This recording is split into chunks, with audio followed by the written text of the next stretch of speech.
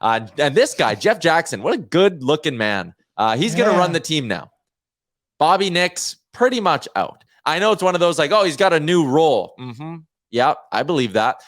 Jeff Jackson, the new CEO, Connor McDavid's agent. When I checked my phone, you kind of do a double take. You're like, whoa, did this really happen? Because we didn't hear about it. There was no rumblings. Early in the offseason, we had heard like, whoa, Staios might be the new GM. Bobby Nix might be pushed out of his role. I'm really careful with how I'm phrasing that for some reason.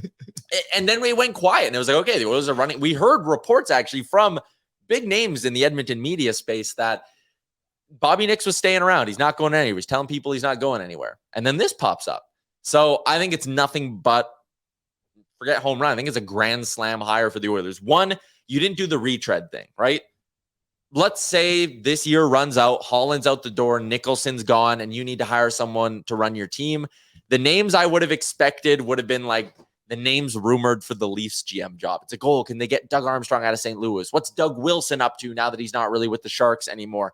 They didn't do the former GM retread hire. They went the agent route, which is what I think a lot of really smart organizations are kind of doing now. You look at Montreal with Kent Hughes. You look at the success a guy like Bill Zito has had.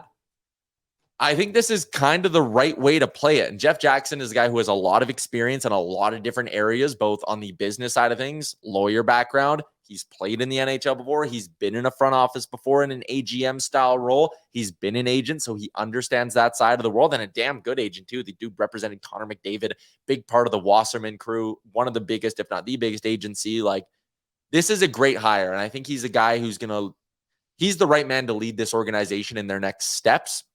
And again, just in conversations with people talking about this, it was like, oh, what do you think? What do you think Connor thinks of this?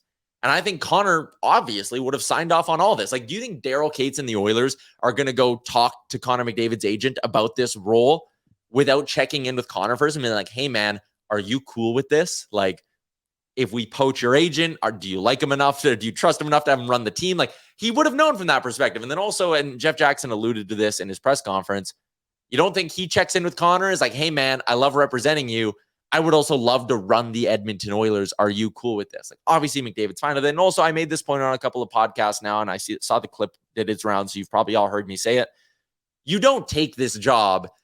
Again, as McDavid's agent, you'd have a pretty good read on how he feels about Edmonton in his future.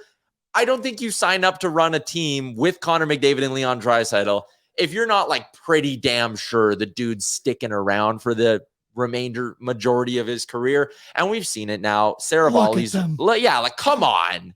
They're best friends. They're bros. Also, I like the painting in the back too. I think that's somewhere deep in the OEG area, but they're bros. Connor McDavid's not going anywhere. Frank's been saying it now on a few shows, and it's kind of done the rounds, like 90-some% chance McDavid stays, and probably pretty close on Leon too.